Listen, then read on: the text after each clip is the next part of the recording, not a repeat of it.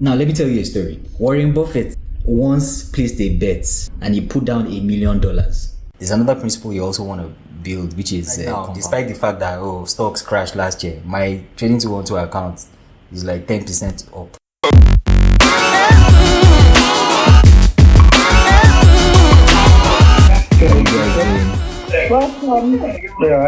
I've told this story to different people repeatedly. Do you understand? Explaining what's an ETF, why I advise you to just do ETF. I'm sure we've had that conversation before. I've had it with so many people one-on-one. I forgot to exactly. So instead of repeating the conversation over and over, I'll be like, I have a video for that. Just watch this video and you'll be fine. I think I know almost everybody here because they're just four of us, right?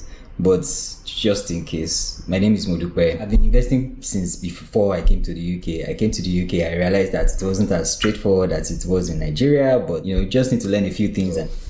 But I found out that a lot of people kind of get stuck, right? So which is why I created the whole group so that we can share knowledge, especially when it comes to investing. I will start off with a bit of an introduction on the topic for today. So, Ebi, you said you wanted to know everything about ETFs, right? So I'll start off with a little quote from one of the people that sort of invented, he's known as the father of ETFs. His name is John Bogle, John C. Bogle, right? He said, rather than trying to find a needle in a haystack, why don't you just buy the whole haystack? So that's the thinking behind an ETF, right? An ETF is basically like an investment fund. It actually means equity traded funds. Right, so it's an investment fund, but what it does is instead of you buying just shares in one company, right? So you have to do research, do a lot of analysis, check out like 20 different companies to find out one company that is very good, that has healthy financials and all that you're sure if you put your money there, the share price will grow over time. Instead of doing all that work just to find one company, why don't you just either invest in the sector that that company is in, or as I like to recommend, just buy the entire market.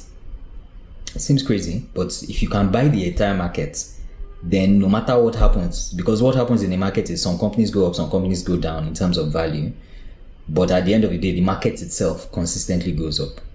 No matter what happens, economic recession, the market always goes up, right? So you can bet on the market while it may be difficult to bet on one company. So that's the thinking behind an ETF, right? Now, in practical terms, how that works is the same way you have shares. Like if you want to invest in a company, you buy units of shares, right? Let's say you want to invest in BAT now. You have, maybe you buy 100 units of BAT, so you have shares in BAT. Now, with ETFs, it's almost the same thing. It's just that for each unit of an ETF, you've invested in all the companies that make up that ETF. So the ETFs I like to recommend, Vanguard or World, for instance, or let's say S&P 500, that's the most popular one, S&P 500. S&P 500 ETF is basically a fund that invests in the top 500 companies in the US, right? The top 500 in terms of their capital, right? So each unit of that fund is split across those 500 companies, but you can buy a unit of it at an affordable price. So you can buy $10 worth of that Vanguard S&P 500 ETF, but that $10 worth your $10 is now split proportionally across those top 500 companies. So if one of the companies crashes, so long as the entire 500 companies do not crash, your investment will still be fine. Right, so that's the beauty of ETFs. The only thing, the only downside that an ETF has is if for some reason, so let's use Tesla as an example. Tesla's value has gone up astronomically in the last 10 years, and Tesla is one of those top 500 companies. So if someone had invested in Tesla 10 years ago, they would have made a significant amount of money because of the value of their share would have gone up. But if you invested just in S&P 500, your value would have gone up, but not as much as Tesla. That's the only downside. So the growth in your investment, when you invest in an ETF, it's stable, it grows, but at a reasonable pace. It doesn't grow in astronomical leaps. So you won't get some huge spikes. But then the inverse is also true. When the economy crashes, let me think of a company that has crashed in the last 10 years. Maybe WeWork or some other company that crashed in the last 10 years.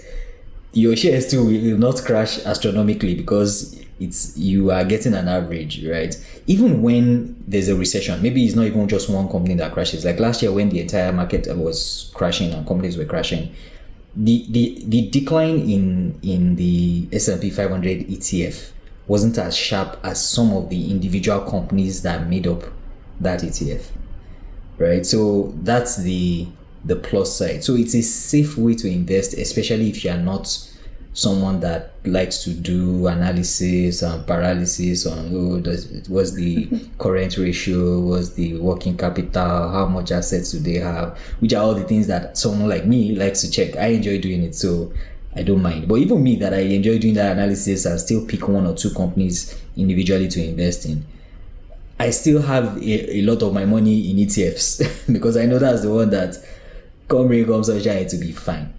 So it's a safe way to invest. You keep using that word.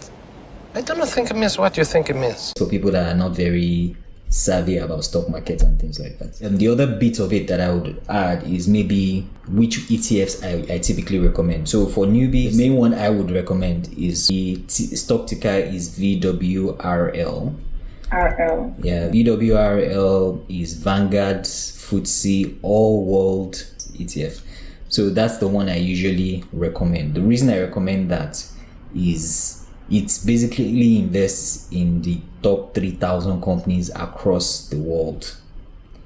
Right? So before all those 3,000 companies will crash and burn, it's very unlikely.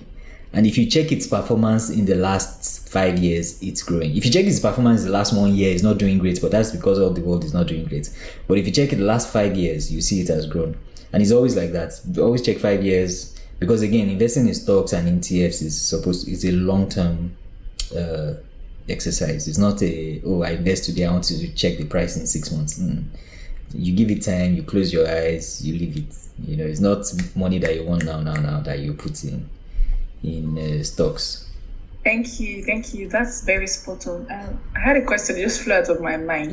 My goal was to use to just automate it and say, okay, I'm going to allocate this amount, buying whichever ETFs every month, and just keep doing it long term. But I also wanted to ask for a first-time investor who's just starting out, but wants to have a balanced portfolio. I was thinking about dividend stocks. Okay. And how to balance, like if I had an amount I wanted to invest every month, long term and then mid term investment goals, how do I balance it with ETFs, or what are the other options and things like that? Thank you. That's a good question. If you want dividends, right? Because again, if you did S&P 500, for instance, some of those 500 companies pay dividends, right? So you do get some dividends from ETFs, but it's usually very small. So you get what I think on average VWRL will pay you 3%, which is not a lot. It's the average that you get in developed countries. But the companies that pay a lot more than that, the dividend paying companies like the likes of BAT and so on, that Aviva, the number of companies that pay dividends 7%, 8% returns, and all that. So if you're looking at dividend stocks, there are two ways you could do it. You either do the hard work, which I do, which is analyze for companies that are reliable, that you feel are okay, and then that are paid dividends, that have made profit and paid dividends consistently for at least 5 years, with the profits growing year on year. There's certain criteria I use. They must have made profits in the last 5 years consistently, meaning there was no year where they made loss in the last 5 years. So that's why I didn't buy MTN when they came out, because MTN made loss in 2016. I know it was regulatory, but I don't care. I stick to my rules, and then even apart from the fact that they're making profits, the profit is growing and so on. I have a whole video on that one, so I won't go into those details of the criteria I use. But that's one way to do it. Then you now pick those companies that you feel, oh, this level of dividend that they pay is good enough, and it's good enough. So for instance, again, I'm using Nigerian companies because Nigerian companies typically pay a lot of dividends because the risk is higher to invest in Nigerian companies. So they are trying to compensate investors, right? The MTN one is another example of that because it's a regulatory risk. The business environment is not, I don't want to say this on camera, but sadly it's not very friendly at the moment. Hopefully it will change when, Nigerian companies typically try to reward the investors. So if you look at Nigerian stock market, for instance, in my experience, now this is not investment advice or anything, that's a disclaimer, but in my experience, I found out that the banking industry is still the one that has been the most reliable. Recently telecoms has sort of caught up, right? Because now you have MTN and Airtel in the stock market. But the banking industries have been quite reliable, and when you look at banks like Zenith Bank that do an average of like 10 to 12% dividends every year, that's some good change.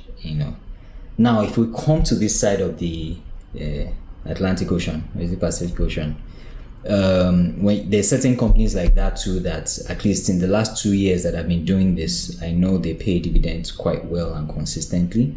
Aviva is one. I can't remember all their names. I know BAT is another, but their own dividends, when you look at high dividend paying companies here, they're usually around 7%, 8%, which is higher than the average you get from S&P, which does 3%, or VWRL, which does 3%. Now, if you want to play it safe, in the spirit of ETFs, because again, the fact that one company has been good for the past, MTN again is an example. They've been doing great for years, and then 1 year a regulatory issue hit them. They made loss. They couldn't pay dividends that year, and all that. So the fact that an individual company has been doing great doesn't mean that something won't happen one particular year and throw them off their game, right? But the best way to hedge against that is invest in an ETF. Now there is an ETF that's similar to the VWRL. It's called VHYL. I'll look for the meaning of VHYL too. I just know the high codes. yield. Yes, Vanguard High Yield. What's the L for? VHYL. Vanguard FTSE All World High Dividend Yield ETF. So it's a mouthful, but basically it's a split of all the companies.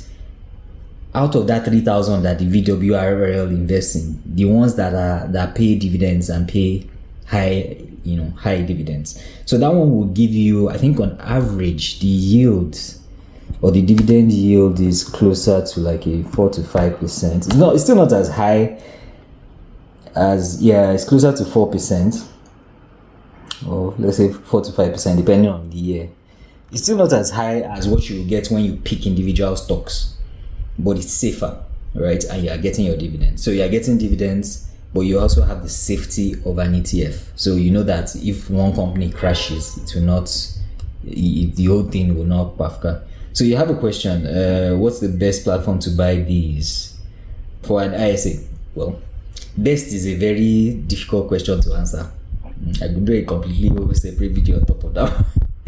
But I can tell you what I use, and I can tell you why I use them. There are a lot of platforms that you can use. So when I first of all got here, I started with Trading 212.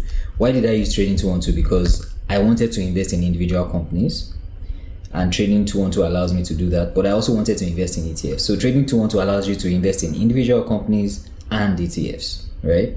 So that's the beauty of Trading 212. And then they don't charge you fees. Most of the other platforms charge fees. They charge regular fees, but Trading 212, the only thing they charge you is the cost of, let's say you are buying an ETF that is originally domiciled in a different currency. So that transfer costs of, changing from one currency to the other. Sometimes they charge, I can't remember the other things they charge for, but they don't charge you fees for using the platform. A lot of other platforms charge you fees for. If you try and do Hargreaves Lansdown, if you deposit money, they charge you. If you buy ETF, they charge you. If you do like everything you do, you sneeze, they charge you. But this one is free, mostly free. Another one that I use that is also free, I started using this one last year. is Invest Engine. Now, this is a relatively young company. I even invested in the company itself because they were doing crowdfunding when they started, right? Okay, you use algorithms now. Hey, you see now, they charge you for everything. So the other one I use is Invest Engine. Invest Engine is also free, but the difference between Invest Engine and Trading 212 is Invest Engine only allows you to invest in ETFs. So it's purely ETFs. Because now let me tell you a story. I should have told this story at the beginning. Warren Buffett, we all know Warren Buffett has been one of the richest men in the world. He has been top 5 richest man in the world for the past 20 years or 10 years. Warren Buffett once placed a bet. He placed a bet in 2008. He said he bet all these, all these top investment companies, all these hedge fund managers and all that he's looking for one that can, over the next 10 years, right, can pick investments, right, that will beat the S&P 500. That if he invests in S&P 500 ETF and that person picks his own investments for the next 10 years, she is a guru, all the gurus. He wants to see the person that will beat S&P 500. And he put down $1 million and said anybody that can beat S&P, not him. Warren Buffett is an investor. He likes to invest in stocks and everything. He wasn't saying that can beat him. He said that can beat S&P 500. And I think for a while, nobody took him up on that bet. Then I think 2016 or so, someone took him up on it and said, we are all selling our investment progress. I should be able to. And then by 2018, they compared the accounts, and S&P 500 beats all those other hedge fund managers. And he did that thing to make a point that your best bet as a regular guy is to just invest in an ETF. There's no point trying to find the one company or the one stock that will be better than because you may find it, you may ride that horse for like 3, 4, 5 years, and then something will happen. One law will change somewhere. Russia will go to war with one country. So something will just happen and just throw you off your game. But if you're investing in ETFs, if you're investing in like VWRL or S&P, your investments will always. Remind me again what the long-term goal again is that I keep putting my money in the investment. So that is actually a very good question. You see, the long-term goal depends on you. And that's a very good question, because if your long-term goal, because you made a good point, you said you asked about dividends earlier. The nature of your investment depends on what your long-term goal is. Some people just want to have their money pot or their net worth growing over time. They want to know that by the time I stop my 9 to 5, I'll have maybe, I don't know, 500,000 pounds sitting somewhere, still, and all that. And I can now decide to liquidate it and be using it to fund my lifestyle. Other people, like I suspect maybe you, want to create a steady stream of monthly income from dividends, right? They want to create it over time, which is something I've also tried to do. That would involve investing in dividend stocks, right? Because you'll be growing your investment, but as it's growing, you also want it to be generating enough every month so that at some point, the money coming from the dividends is actually almost enough to fund your lifestyle. Especially if you decide, okay, you want to go and live in another country that maybe is not as expensive as the UK, or the currency is not as strong as the pound. So you are getting your monthly dividends, maybe like, I don't know, £500 every month from your dividends. And that's like 500k Nigerian naira today. And you are living large, you are paying yourself salary, no hassle. You go and live in, you don't live in Lagos, so you go and live in Oyo or somewhere in Osun State, just chill. You go and live in Ilave, beside OAU, and yeah, fine. No, I'm living in Morocco. You want to move to Morocco? Why Morocco? What places? Why Morocco? We'll come back. Anyway, don't worry, Nigeria will be good by then. So, you want to go to Kenya instead? Like I know some people that I have done. All right. You have money coming in. You're living in a country that is not too, nice weather. affordable. Currency is not as strong as the pound. So yeah. I know someone. There's a lady I shared her videos in our group. I went to binge watch everything, Modupe. I watched everything. She's moving back to Poland. What's her country? Poland. Yeah, she's Polish. Poland, exactly. Yeah, Poland. And house so that she's home. Yeah. It's a beautiful idea. As in, before she started building the house, she started this journey in 2020, and I'd been tracking her then, because that was also when I came to UK and I was watching her videos, and it's been interesting to see her evolve, So this thing is very possible. It almost sounds like a Nigerian idea now. Do you understand? Come to UK, make some money, go back home, build a house, and just become financially independent, Yeah, makes sense. Instead of paying mortgage all your life. Exactly. So it depends on. Funny enough, at some point she bought a house, she sold it. She bought a house with mortgage, she sold it off again, paid the mortgage, paid the bank. So you are right. It depends on your objective, and there's no right or wrong answer. It depends on you as an individual, what you really want in terms of your long-term financial goals or short-term financial goals or life goals, So there is no, to your original question about what is the end game, it depends on you, really. That's the short answer. It depends on you. But a lot of people, I've watched videos where they will tell you, look, there's really no difference between dividend stocks and I disagree. I believe there are clear benefits to dividend stocks and there are clear benefits to growth stocks. But some people tell you, see, that dividend that growth stocks don't pay you, the likes of Amazon and so on, that don't really pay dividends as much. But you are getting that return in the fact that the price of the stock has grown, right? So if you do want those dividends, you can always sell off part of it and pay yourself direct instead of waiting for the company to pay you dividend. That's one way to look at it, but I prefer to collect my dividend because again, it also reminds me that the company. Yeah, I want a balance of both because one, the first goal for me is to build the habit and the practice of investing. Mm-hmm. But I'm also not about to invest all my life. Then the year and I want to collect my money, that's when the stock market, no, let me be collecting small. Let me be seeing it. You know what I do? I don't withdraw my dividends, but I like to see them coming. I record them. So I have a place where I document my investments and a file that I've been tracking for years. So I when I get a dividend payment I record it against the stock. I know how much I invested in that stock, how much. That's why I know which companies pay me more. Like I know that none of these UK stocks pay as much as Zenith Bank. It's just that Zenith Bank in terms of devaluation. So because the naira has devalued, then you are making a loss. But if you were to just look at percentage versus, okay, this is how much they paid me versus this is how much I invested, percentages are wild. You see sometimes it's 12%, 13%, Zenith Bank and GTB. Over here, you see some companies like that do like maybe 8%, 7%. Some of them do. I think I've seen one that did 10%. But what happened that year was they gave some bonus stocks and then they paid some as dividends. It's good to have that balance. So what I do is I record it, in my Excel sheet, but I use I reinvest the money. So I don't take it out of the account. I reinvest it because again, you want to also, there's another principle you also want to build, which is compound interest, right? So it's sort of like you make money from the money and then you reinvest that money. So your money that you made, because it's not like I need how many pounds that they are paying me per month, right? It's not like I need it. So instead of spending it, I just let it build up a little, then I reinvest it.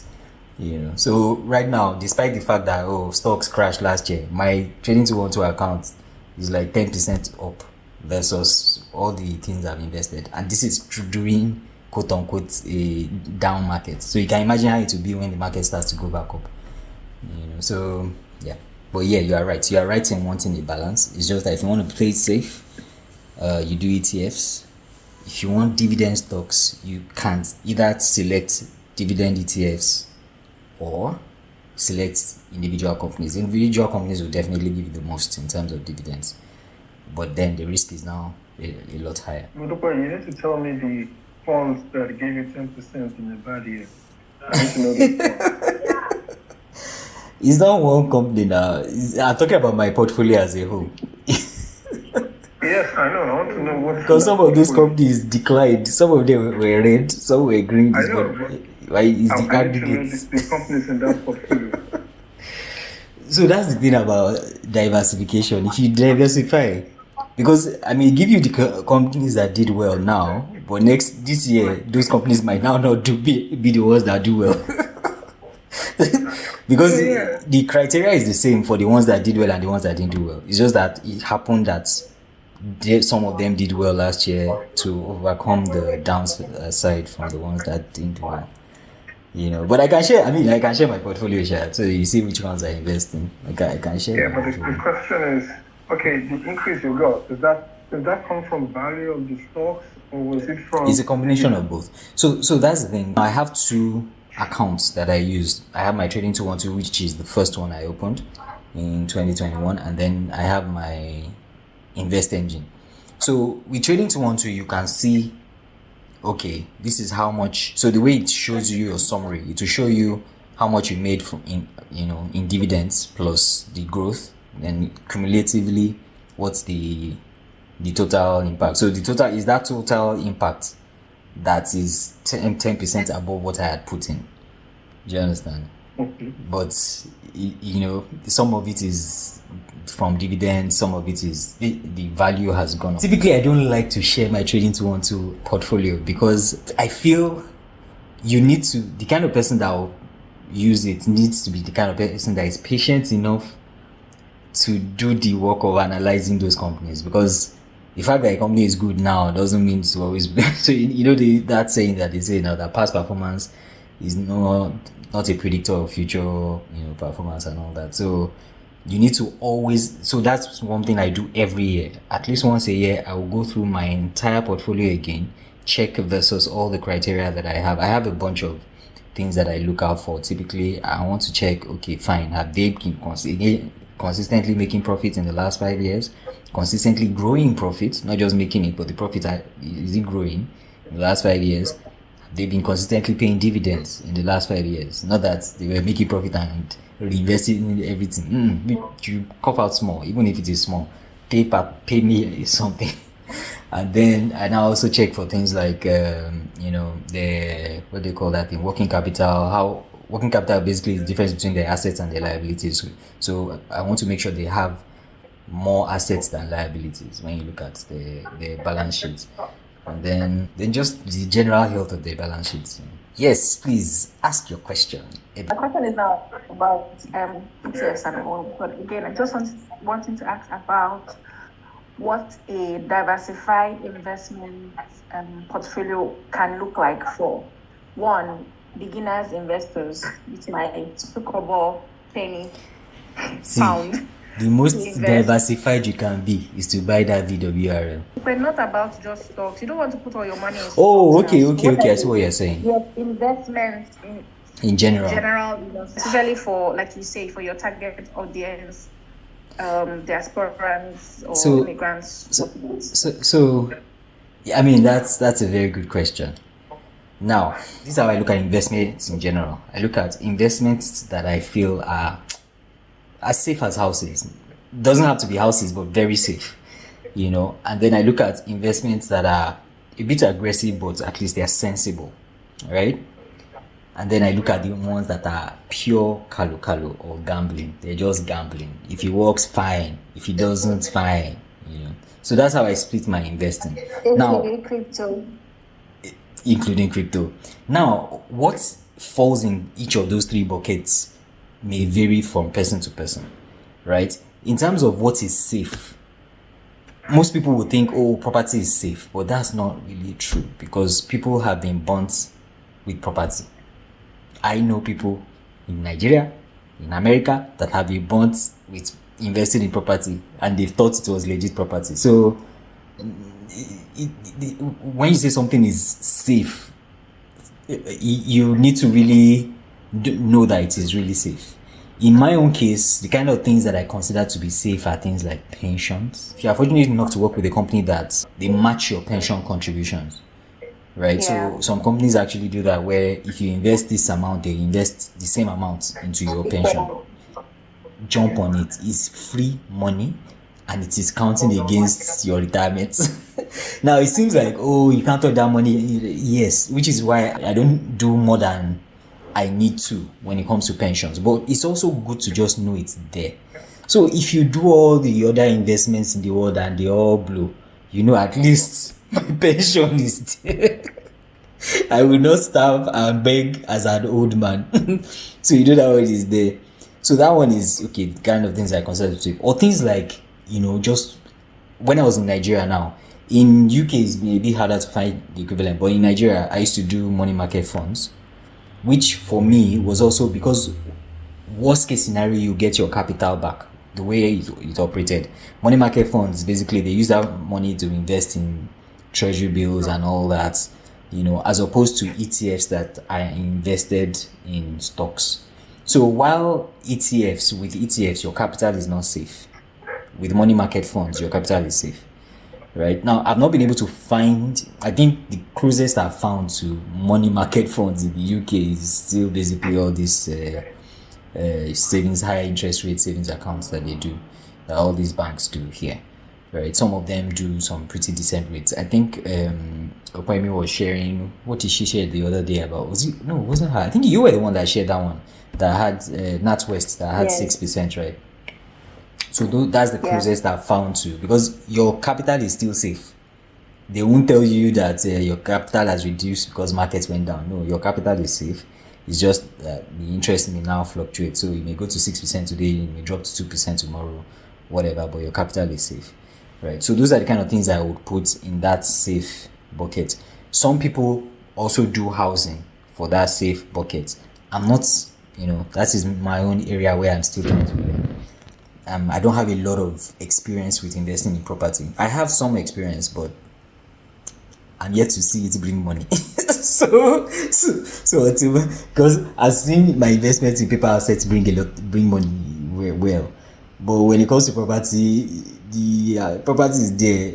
I'm waiting for it to bring money. So until then, I don't really consider myself like, knowledgeable enough to explain those things. I just explain what I understand. I don't know why I'm reluctant to say property is safe. Where I see property as safe is where okay, the value of the property will definitely go up, and nobody's going to come and seize your property. Here, there's so many things. What did you say? And there's no earthquake. You too, you go and buy property when there's earthquake. But I'm even looking at things like, okay, fine, you take a loan to buy, you take a mortgage to buy a house, and then economy goes crazy and mortgage rates go ×2 and you can't pay the mortgage. They carry your property. It's no longer as safe as you thought it was. What is it? Or value of property drops and now you are paying the bank more than what you are getting in terms of the value of the properties. So those things happen rarely. They rarely happen, but they are not impossible, because we've seen them happen in the last 15 years. It happened in 2008. I know people personally that ended up paying more in terms of mortgage than the value of their houses in the US. They had to sell the houses cheaper than how much they bought it. So those things are not impossible. So it's just, there's really nothing that is as safe as houses. But that's one bucket. Then the second bucket, where reasonable, that's where I love to thrive. That's ETFs, that's stocks, right? If everything goes well, if you look at the last 50 to 70 years, stock market always increases. Do you understand? Once you look at it over a long period of time, the stock market is growing. What may, 1 or 2 years it may drop, 1 year it drops, 1 to 18 months it drops. But in the long term, once you are looking at it, minimum 5-year stretch, stock market is growing. So that one for me is a reasonable investment. The risk is there because if things go wrong, your capital is at risk. Because it's not like investing in money markets where your capital is still safe. With stock market, your capital is at risk. You can put in £20,000 and £20,000 turns to £2,000. It can happen. But then again, it can also happen with almost anything except money market fund. But yeah, so that's the middle one. The third one that is Kalu is, like you said, it's for me is like crypto. But even with crypto, you still bury yourself some small sense. So crypto, I don't just do any kind of crypto. I do the ones that I know they will be around for a while. So so something like your what's the name? These are not recommendations. So I'm just telling you what I do. Something like Bitcoin. Bitcoin has been around for over a decade. It will be around for a while. It's not going to go anywhere soon. It's not great. It's not functionally and logically speaking. Bitcoin is even not the best of them. but it's alright. For people that like to speculate, it's the first one everybody knows. But the one that I really think has a better chance than Bitcoin is Ethereum, because Ethereum has other use cases beyond just an alternative for cash. So that those two are the ones that I put money in. I put money in some other ones that bombed, but those two I can say, okay, fine, a bit logical. Some other people will also tell you about coins that are benchmarked against the dollar, so the value would always match the value of the dollar. Yeah, it's okay, but I might as well just buy the dollar now. Why am I investing in a coin that is matching the dollar? Do you understand? Let's just go into currency trading and be tracking dollar. Be buying dollars and buying, So I personally, maybe because again I live in the UK, so I'm already getting paid in foreign currency. I don't see the point in that. Maybe if I were living in Nigeria, I would want to buy that as an alternative to buying dollars cash, because I used to buy dollars when I was in Nigeria as the hedge. That last bucket, another example is, apart from crypto, you also have all these companies that do crowdfunding. Like I told you, I invested in Invest Engine because they were doing crowdfunding when they were launching. So it's a small company. I use their products. They are registered with the finance authorities, so I know my investment money is safe. But then they were also trying to get investors. So I was like, let me also support them as an investor. So I put some small money there. But again, it's money I can close my eyes and donate to a worthy charity.